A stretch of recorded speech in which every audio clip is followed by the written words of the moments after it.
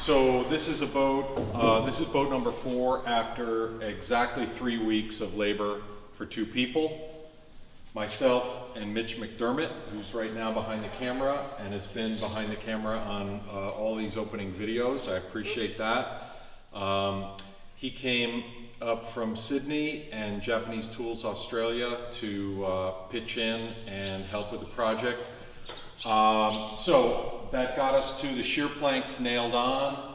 We still have rub rails, beams, and seats and floorboards. So my other assistant, Justin Mirande, comes back tomorrow. Mitch flies home tonight, and Justin and I think in the week, I think definitely within the next week, we will completely wrap up this boat, and we have floorboards to put on boat number 3, and that will have 2 completed boats. Justin and I will have another week and a half here in Japan, and we will get started on boat number 5. My goal will be to get the bottom, the entire backbone of the boat put together. Bottom, stem, transom, blocked, and bent to shape. So I come back in the fall. I won't be back till October.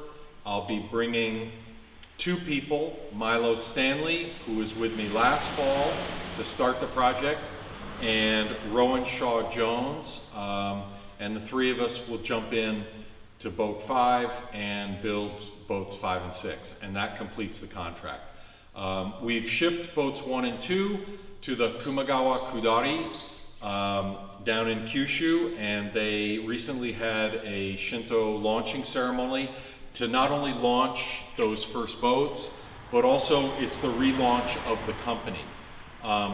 As I mentioned in the introduction, severe floods in 2020 not only destroyed their fleet of tour boats, but actually wiped out all their shoreside infrastructure. And so in the years since then, they have completely rebuilt.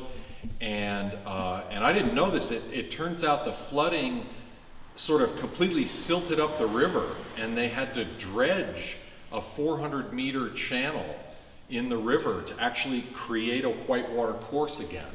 So there's been a lot of construction going on there, and you know, I guess that certainly deserved a big ceremony to reopen tourist rides on the Kumagawa River.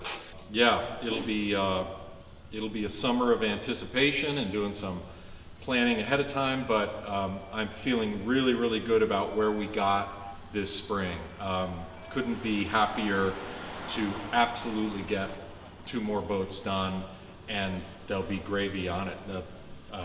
We'll get that 5th boat started. So that's a sigh of relief heading into the fall. So just kind of a recap about my background.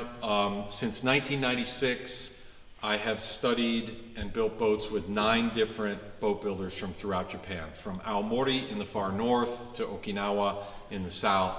My 9 teachers were all in their 70s and 80s when I worked with them. They were what I see as the last generation of traditional boat builders in Japan, and I'm the sole apprentice for 7 of my 9 teachers. So you get an idea of how precarious the craft is. They're basically, my teacher's generation saw no generation of apprentices following. Of the more than 50 boat builders in Japan that I've met and interviewed, I definitely less than 10 taught apprentices. So the craft became like an upside down pyramid, just disappearing for lack of new craftspeople. My work, my research is dedicated to documenting my teachers, recording their design secrets and their techniques, and then disseminating that information via articles, books, drawings, workshops, classes, etc. I have tried to involve both Japanese and Western apprentices in all of my projects as much as I can. If, please visit my website where you can learn a lot more and read a lot about my work. And if this is work that you think is valuable and you want to support it, please reach out to me. So I also teach classes at the college university level, as well as one-week workshops in traditional Japanese boat building. I teach those at craft schools and other venues. And if anyone's interested in helping me find a venue, sponsor a class, I'd love to hear from you. I enjoy teaching. I think it's part of my responsibility to disseminate these skills. So again, any ideas you have, please reach out. You know, I'm always asked over the years what's the hardest part of Japanese boat building, and I've come up with a probably jaded answer, and that's finding the funding to continue to do this research. So any support is welcome, and yeah, please feel free to reach out. Happy to answer any questions anyone may have about what you've seen in these videos and the larger scope of my work. So thanks for watching.